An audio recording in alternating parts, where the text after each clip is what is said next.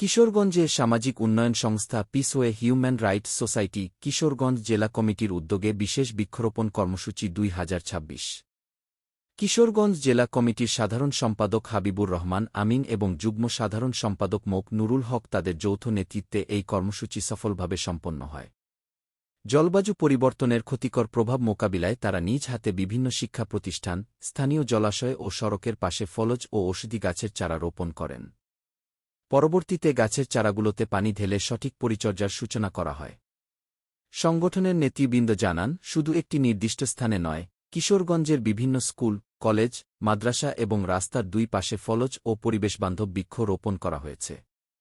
গাছ রোপণের পাশাপাশি এগুলোকে টিকিয়ে রাখতে নিয়মিত পরিচর্যা ও সুরক্ষার অঙ্গীকার করেন তারা। প্রকৃতিকে বাঁচিয়ে রাখতে ও বায়ুদূষণ রোধে সমাজের সর্বস্তরের মানুষকে অন্তত একটি করে গাছ লাগানোর উদাত্ত আহ্বান জানান পিসওয়ে হিউম্যান রাইটস সোসাইটির নেতৃবৃন্দ।